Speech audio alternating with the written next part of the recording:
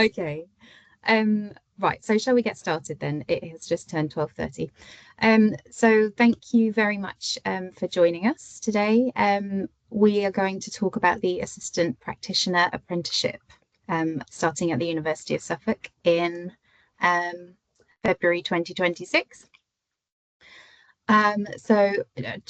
We'll start with some introductions. My name's Abby. I'm a lecturer in health apprenticeships and the course lead for this Assistant Practitioner Foundation Degree Apprenticeship. I'm a registered nurse and my background is community nursing, and I've had the pleasure of working with lots of knowledgeable, skilled and holistic APs over the years in integrated neighbourhood teams. And I'm now really delighted to help them help you develop and progress in your careers as an academic. Sarah Jane, do you want to introduce yourself? Hi, yeah, my name's Sarah Jane and I work for East Suffolk and North Essex Foundation Trust, and I am currently an assistant practitioner and I'm on secondment as well for 2 days per week as an allied health professions workforce development lead. So I'm trying to help people within the support workforce to develop within their careers by doing things such as a degree for assistant practitioners to help them develop within their roles. Lovely to meet you all. Thank you. And Ellen, could I just ask you to introduce yourself, please? Hi there. Yes, I'm Ellen and I am the Apprenticeships Contracts Manager in the Apprenticeship team here at the University of Suffolk. Lovely. So thank you. Today we're going to talk through the details of this apprenticeship. We're going to look at why it's a really valuable qualification for anyone who is looking to progress or even to consolidate their existing skills, and how you can get involved, and whether you're a potential apprentice or an employer looking to support your staff. So, Sarah Jane, over to you for a moment, if that's all right. Of course, thank you very much. I just wanted to kind of start the presentation off with the importance of a foundation degree for assistant practitioners. So just so we can kind of talk over that. If anyone has any questions, there is a Q&A box that you can write your questions in, and we will make sure that we get them answered before the meeting's over. Next slide, please. Thank you. So the first thing I kind of wanted to touch on was skills and knowledge development. So the foundation degree will give assistant practitioners a structured formal education, combining their theory with their practice too. So a lot of these courses involve you working and also going to university as a little bit of a mix of both, so that you get to know both areas, get to know the job well that you're actually doing, as well as doing the theory. It helps build clinical competence in the relevant areas such as allied health areas like physiotherapy, occupational therapy, speech and language therapy. It's not just basic support work, which you may be currently doing now as a support worker, but you want to become an assistant practitioner. There's more advanced tasks, but you're just under supervision while doing it, while you gain your confidence in the role. Thank you. Next slide. So it brings professionalisation, standardisation and enhancing the role and scope of practice. So the NHS has defined national occupational standards for AHP support roles.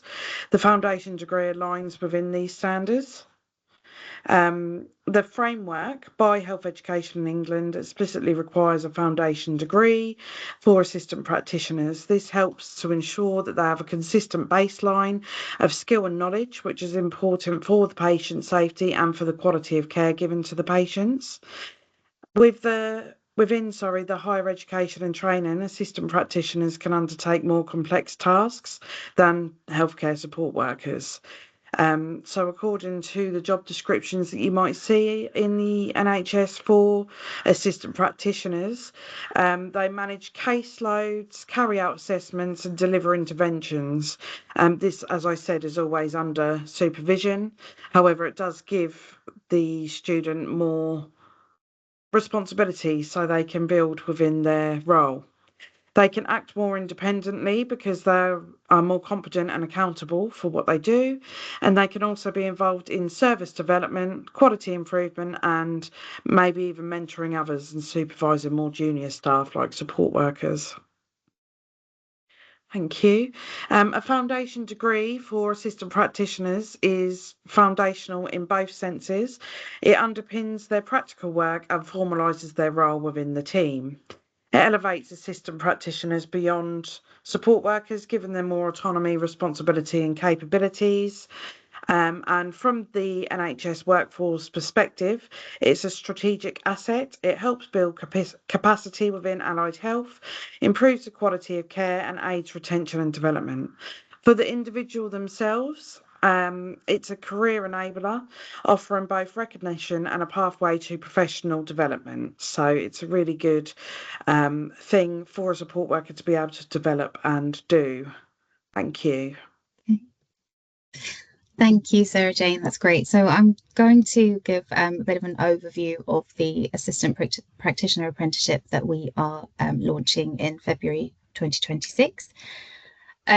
So it is a 2-year taught program. At the end of the 2 years, you will then have a 3-month consolidation period in which you can complete the endpoint assessment, which for this course is an observation of your practice and a professional discussion, which is underpinned by a portfolio of evidence that you will gather over the course of your 2 years.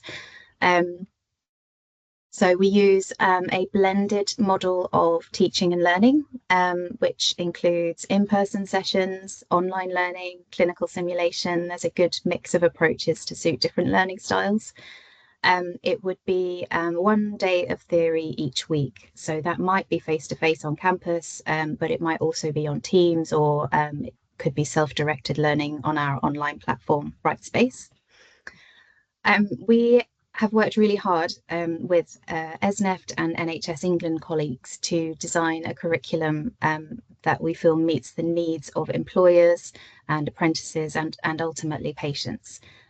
We have tried to make sure that everything is relevant to real practice. So all of our assessments are authentic in the sense that they're built around what apprentices would actually be doing in their day-to-day roles, not sort of abstract academic tasks. Everything links back to practice. So just to touch on entry requirements, although it's a foundation degree, so it is studying at level 4 and level 5, we don't require you to have a level 3 qualification. If you do, that's great, but it's not a requirement. So you would need to have functional skills, so level 2 in English and maths, or GCSE English and maths at grade C or 4 or above. You need to be employed in a permanent role in the health and care sector with a contract for a minimum of 30 hours a week. And that is so that we can ensure that you will have the time to meet all the competencies on the programme. In terms of academic skills, we know that for a lot of our students, the academic side of things can be a source of stress, and it can put them off applying for a programme, but we provide a lot of one-to-one tutorial support for these skills. You know, for example, for a lot of our students on the Nursing Associate Foundation degree, it's a return to education after a long time away, so it can be daunting, but there is plenty of support available for it. And we've had some real success stories of students seeking out and accepting academic skills support and then taking their grades from, you know, just about passing all the way up to high first. So it's achievable and it is great for personal and professional confidence. So I just want to walk you through the key modules of the apprenticeship, which is designed for those of you who likely already have significant experience and skills in practice, but are looking to gain the underpinning theory and to meet the occupational standards requirement for a foundation degree. So this is about deepening your knowledge and formalizing your expertise. So at level 4 we start with personal and professional development, which focuses on the core personal and professional skills that are needed to succeed in clinical roles. And while you'll likely already demonstrate these, this module provides the theory and the framework to enhance your practice. We then move on to a communication module.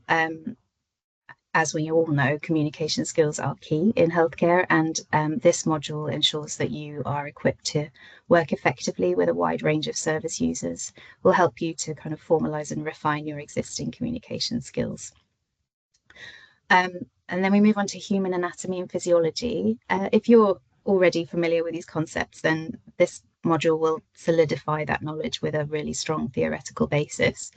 And it will hopefully ensure you fully understand how the body works in health and in illness. And then we move on to a rehabilitation module. So this is the start of our focus on rehabilitation.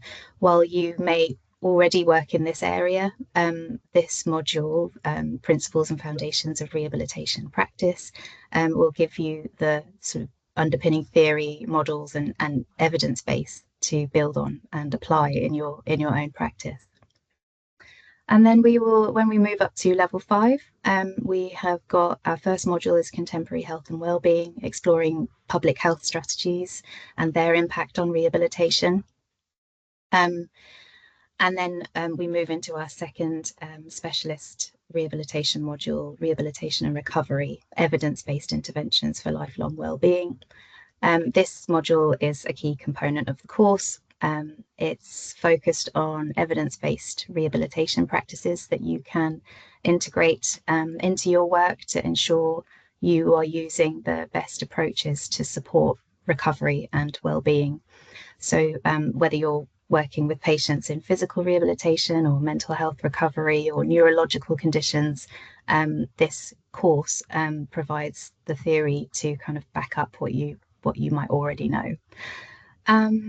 And then we move into research and leadership for professional practice. This module helps you to grow as a leader, to contribute to evidence-based practice in your clinical area, and to develop your skills in applying research to improve practice. And then EPA, the final endpoint assessment. This is where you'll demonstrate your practical skills, but also the theoretical knowledge that you've gained in that 3-month period of consolidation at the end of your course. Throughout the course, you will benefit from specialist input from expert lecturers in therapy and rehabilitation, as well as from nursing experts as well. The mix is designed to kind of provide that practical and theoretical knowledge that you will need to excel in your roles. Okay, so let's move on to practice learning. So practice learning is going to be a vital part of the program in order for you to apply the theoretical knowledge that you'll gain from the course to real world practice. As you're employed as an apprentice, your main placement would be in the area that you work in already. But you will have external placements as well to gain experience in different settings, and you'll work with different multi-professional teams. So your external placements are scheduled for 1 week in the first year and 2 weeks in your second year. And these placements are arranged with your employer with plenty of notice, and we do make sure that we consider things like your travel and driving situation. When you are on placement, you will have supernumerary status, meaning that you won't be replacing a regular member of staff, and you'll be there to learn. You'll also be allocated a practice supervisor. and this person will be a role model for safe and effective practice. They'll support your learning to help you meet your proficiencies. They provide feedback on your progress, and will be able to offer guidance based on their current knowledge and experience in that practice area. So I think it's important to consider what the benefits are going to be for somebody who joins the course. First of all, this is a career progression pathway. If this qualification opens pathways into other healthcare roles, including allied health professional degrees.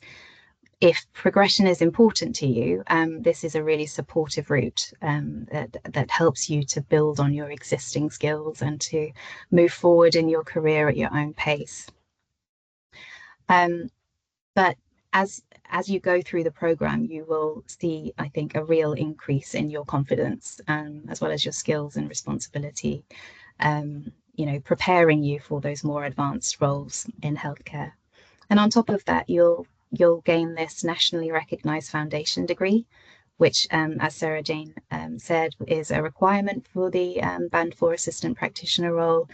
It's the recognized qualification for this role, so you will meet that occupational standard. Another major benefit is that this apprenticeship gives you, access to level 5 education without the burden of student debt. It is a fantastic way to learn. So you earn while you learn. You don't have to kind of take time out and lose income in order to gain a qualification. And it's also important to mention that you will gain a deep understanding of the theory behind practice. So learning about why we do things the way we do, not just how we do them. It makes you, helps you to be more informed. It helps you to make evidence-based decisions, and it brings sort of an extra layer of expertise to your practice. And finally, the apprenticeship is designed to sort of fit around your work and life. We offer structured support. The program allows you to balance your learning with your existing job, which makes it a much more manageable experience. The practicalities, though, so this is sort of mainly directed at managers, really, employers. So the workplace requirements. So the employer plays an absolutely key role in ensuring that the apprentice can achieve the required competencies in the workplace, and it means the apprentice will need to be supported in applying what they learn in the classroom to real practice with the guidance of their manager and supervisor. So supervision is a must. Apprentices need to be under regular supervision to ensure that they are progressing in their roles and to keep that training relevant and effective.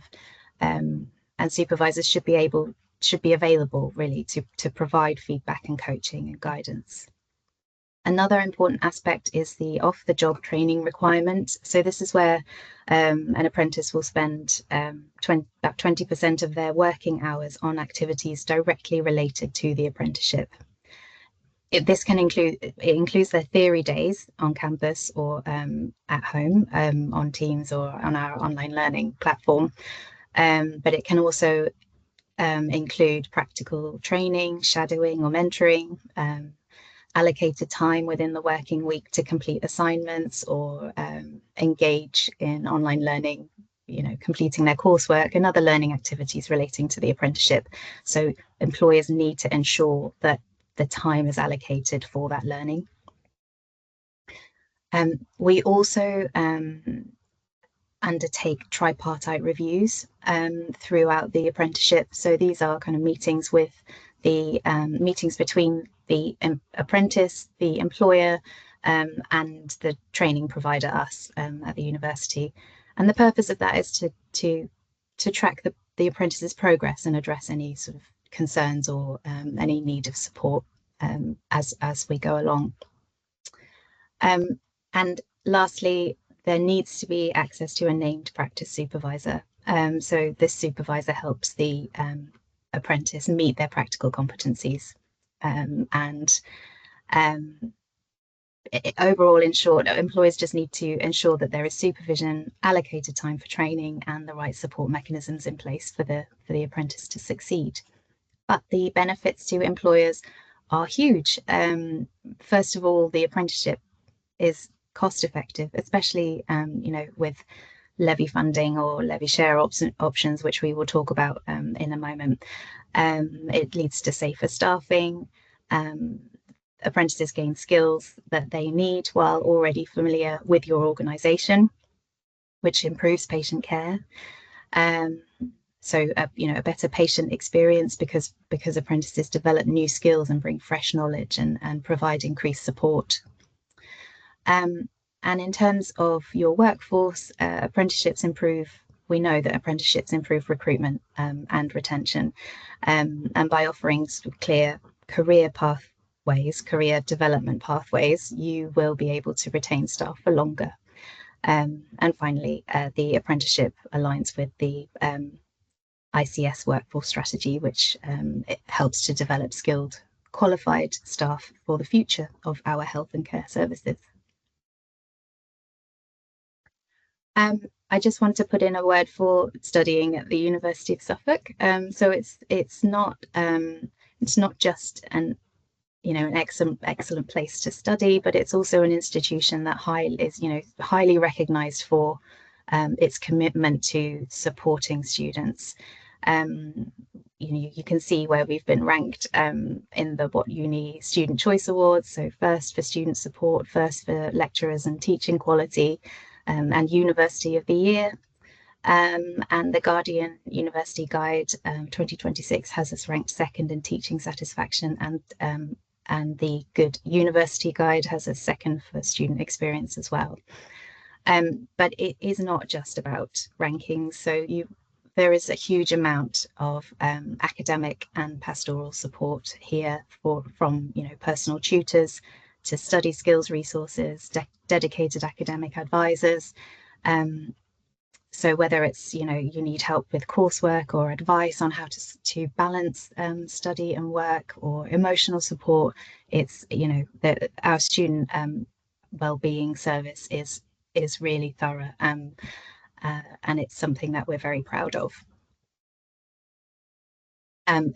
So this is a kind of summary of of what our student life team will provide. I just want to touch again on the library and learning services support, because they will help you with study skills and referencing and how to write an essay, how to find evidence for your essays, or how to find research to support your points in your essays. And we also have a student finance advisory service that offers information about funding and fees and financial planning, which we know is really important to lots of our students. Oh, I wanted to highlight that all of the clinical simulation that we do at the University of Suffolk is undertaken in these amazing facilities. So they're state-of-the-art clinical simulation facilities that include 2 simulated hospital wards, a midwifery birthing unit, physiotherapy teaching spaces, sports and exercise facility, a working radiography imaging suite, and it is an amazing place to learn. So on that note, I'm going to hand over to my colleague Ellen, who is going to hopefully talk through the specifics of an apprenticeship in a bit more detail. Thanks, Ellen. Thanks, Abby. Yeah, so I'll take you through the next few slides just about apprenticeships in general and the support we provide here at the university. Next slide, please. So as Abby has mentioned, obviously with the specifics with the assistant practitioner, so obviously apprenticeships are a real life job. You're earning while you're learning, you're in a paid job, and it's combining that real life experience with the learning and theory side. So some misconceptions still with apprenticeships is that it is for any age. As long as you are over the age of 16, there is no upper age limit on apprenticeships. You are paid a competitive wage, so you have to be paid more than the national minimum wage, and a lot of higher and degree apprenticeships, the wages are competitive. You can be an existing employee, so it's great for upskilling, but also for anyone looking for a career change as well. And apprenticeships have to be at least 12 months, and it combines that on the job with off the job. And as Abby mentioned, it's that 20% element. As long as it's new learning, whether that's in the classroom or in the workplace, that does count as your off the job training that goes towards your knowledge, skills and behaviours. Next slide, please. So this is just a quote from the Chartered Institute of Personnel and Development. And as it says here, it's a great way for employers to nurture their own talent. And it's also an excellent route for young people to enter into the labour market, allowing individuals to train on the job and gain the qualification at the same time. So it's a great way for both coming into the labour market, but also nurturing the skills you might already have to progress in your career. Next slide, please. So the support you receive while studying on an apprenticeship, there's lots of different teams here that support you in and out of the workplace. So obviously the main one being the academic school, who will be teaching you the theory side of your apprenticeship, looking at and giving feedback on your off-the-job logs and assessments, and really supporting you right through the programme and into your endpoint assessment. You also have the apprenticeship team, which I'm part of, so we will support you with onboarding, your enrolment, compliance and any programme record keeping. So we work very closely with the academic team on that as well. As part of the apprenticeship team, we have our practice educators. They are the ones who complete your tripartite reviews, as Abby mentioned. So these take place every 10 weeks, and it's really important for both the apprentice and the line manager to be there. It's a chance to speak to the team about the progress, really celebrating them successes, and also highlighting anything that you might want to to raise in terms of support, extra support you need, and seeing the progress right through all the way until you leave your apprenticeship. So the practice educators, you'll be nominated one specific person who will support you throughout your journey. Obviously, at the university as well, we have other student support services. We have a careers team who can support you with your lifelong learning. We also have the library services and wellbeing services, as Abby's mentioned before. And then obviously in the workplace, you have your line manager and mentor supporting you through whilst you're in the workplace, and one-to-one support, providing feedback, and again, attending then progress reviews with yourselves, with our practice educators. Next slide, please. So this is a quick whistle-stop tour of the journey. So as I mentioned, when you first come onto programme, the apprenticeship team will take you through the enrolment process. So looking at eligibility, making sure we have everything in place ready for you to start the learning. We'll give you a really comprehensive overview in our apprenticeship induction as to what facility, where you can find the uni, the facilities we have, looking at examples of off-the-job training logs, introducing you to the right members of the team. So even before you become on programme, you'll have that really comprehensive overview even before you start. Then once you're on programme, obviously this is the largest part, looking at the knowledge, skills and behaviour. So that's when you'll be in your lessons, and obviously in the workplace, building that off the job knowledge, skills and behaviours, heading towards the endpoint assessment. So just before you enter into EPA, you'll go through Gateway, which is just checking you've got everything you need. We're not setting anyone up to fail here. It is making sure you are fully prepared before you enter into your last part of your programme, the endpoint assessment. Next slide, please. So the employer and line manager responsibilities. The line managers play a really important role in the apprentice success and progression. Apprentices may come from a huge range of backgrounds. Some may have significant experience in the workplace, while others may find that this is their first time in a job role, and first time learning and doing the theoretical side. So the apprentice's line manager's duties are the same as for all staff. However, they're also responsible for supporting the apprentice's development, and really being embedded in their learning and understanding the support that they need during their program, and just supporting them to become a fully competent member of their workforce as well. So it's really that support and nurturing side of that that you'll need to provide to your apprentice. Obviously they're in the workplace whilst also studying for a degree, so it's just patience and making sure they are feeling supported whilst on program. Next slide, please.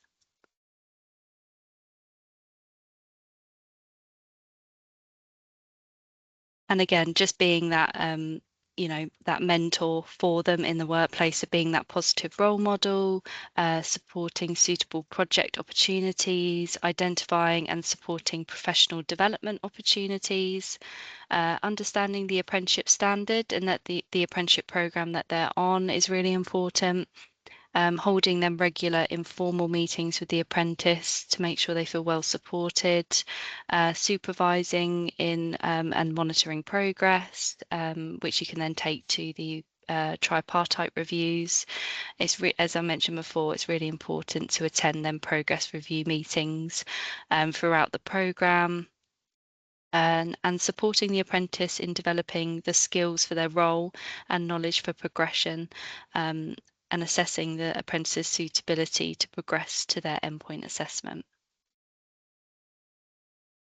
Thank you, Ellen. That's No great. problem. Thank you very much. Okay, so we're going to talk a bit about apprenticeship funding now, and I think Sarah Jane is going to kindly start us off here with, okay. Thank you. So there is funding for support worker apprenticeships. The funding supports NHS employers to provide apprenticeships for AHP support workers, AHP senior support workers, and AHP assistant practitioners, and improve access to occupationally relevant qualifications. So this is aligned with the Allied Health Professions Support Worker Competency, Education and Career Development Framework and profession-specific competency, education and career frameworks. So we're just going to kind of talk through what kind of funding there is. Thank you. Next slide. So relevant apprenticeship programs attract a payment to the employer of £4,287 per apprentice per year of training. That's up to 24 months. For new apprenticeships, this starts in the 25-26 financial year. For senior healthcare support worker level 3 apprenticeships, assistant practitioner within the healthcare industry level 5 apprenticeship, and other relevant apprenticeships at levels 3 and 4. So funding supports and employer costs related to the apprenticeships that are not covered by the employer's apprenticeship service account or government employer co-investment. It mirrors the funding offered for trainee nursing associate apprenticeships, so it's kind of the same sort of offer, planned and managed via regional NHS England teams via the Education and Activity Plan, which is also known as ETAP. So if you ever hear of ETAP funding, that's what that means. I've in the past been a little bit confused as to what ETAP means. So it's the Education and Training Activity Plan funding. The funding is paid to the employer, not to the individual apprentice. There is a finite amount of funding available and not guaranteed until this is confirmed by the regional team. Thank you. Next slide. So please follow the... Oh, sorry, just a moment. I think it's got mixed up. Was there not a QR code slide? There is. Can you see the slide now? Yes, thank you. Yeah, Sorry, I got a bit confused. My fault. Please follow this QR code to register your expression of interest for ETAP funding for 2025 and 2026. This expression of interest can only be completed by an authorising manager. So, for example, a lead AHP, an apprenticeship lead, or an education manager. If you are a support worker interested in the assistant practitioner apprenticeship that we've been talking about today, please ensure that your manager is aware of this additional funding opportunity, because it is there, and therefore they won't have to worry about funding it because it's already been funded. Thank you. And final slide. So the funding information. If you would like any further information about the ETAP funding for apprenticeships for the support workers within the AHP workforce, please contact the East of England regional team on the email address that's on my slide here. So that's england.ahpoewte@nhs.net. Lovely. Thank you, Sarah Thank Jane. you. No worries. I'm just going to talk quickly about the apprenticeship levy share. So colleagues at ESNEFT have kindly provided some information here that I'm just going to talk through. So what is levy share funding? So it's this outlines the basics of levy share funding, really. Large employers pay into an apprenticeship levy, and if they don't use all of it, they can transfer up to 25% to another employer. And these funds can only be used to pay for apprenticeship training and assessment, not salary or backfill. The apprenticeship can be somebody new or an existing member of staff, but they must not already be on an apprenticeship program elsewhere. So payments for this are made through the digital apprenticeships service. And so for the assistant practitioner apprenticeship, the maximum band is £14,000. So to use levy transfer, an organisation needs to be set up on this digital apprenticeship service, or DAS. That means having a DAS account linked to your PAYE. And so once that's done, you'll have an account name and ID, and that's all you need for a transferring employer like ESNEFT, for example, to connect with you. So yeah, the process is actually quite simple. So first of all, the employer and provider agree which apprenticeship is needed. The employer then submits a levy transfer request. So I think for ESNEFT, you can use an online form via a QR code on the next slide. ESNEFT, as the transferring employer, then would approve the transfer and send a connection request on DAS. The receiving employer then accepts that connection and adds the apprentice's details. The training provider, like University of Suffolk, for example, would then add further information about the programme. And then finally, ESNEFT would approve the funding, and payments begin monthly once the apprentice is on programme. So that is the so contact details here if you would like to explore levy transfer options a bit further. Tracy Whale is the contact at ESNEFT, but you can also email the generic Talent for Care inbox, and there is a QR code as well for accessing information. Oh, and Tracy's also provided the contact details for West Suffolk employers as well, and that's Julia Wood at West Suffolk.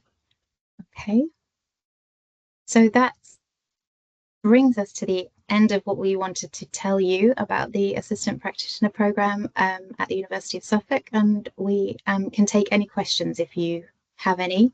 I'll just check the Q&A box. Oh, that's just Sarah Jane in there. Okay, so any questions that anybody wants to ask now? Abby. Oh, hi. Hello. My name's Eleanor. Hello. Would I be able to have your email address and send you questions by email? Would that be okay? Absolutely. So that was my next slide. Contacts. So yeah, my email address is there on the slide. It's a.davis, which is IES 7 @uos.ac.uk.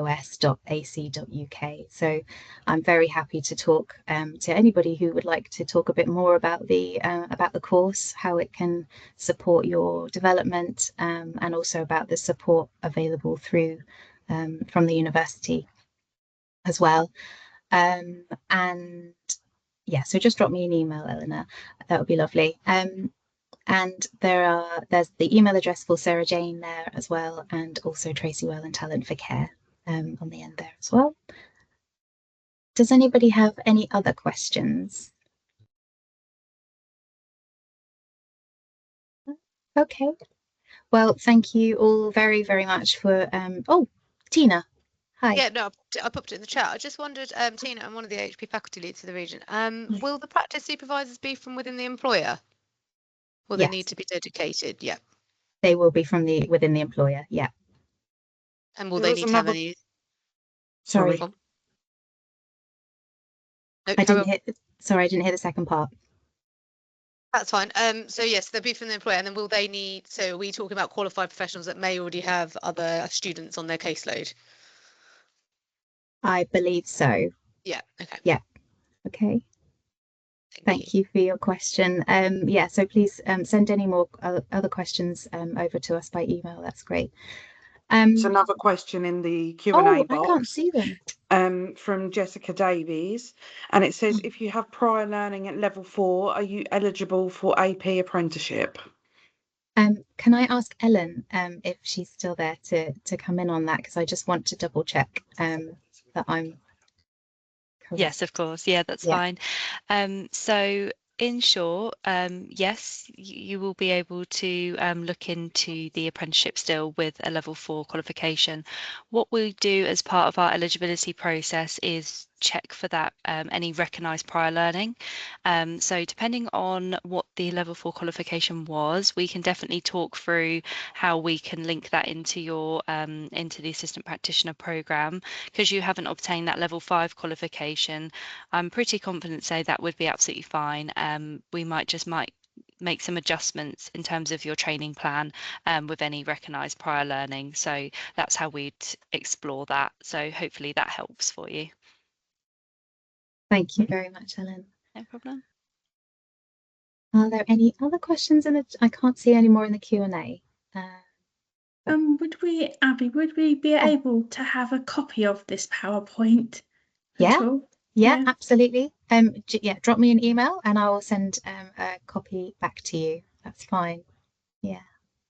Okay. Anybody else would like a copy, just email Abby or me, and we'll make sure it gets back to you.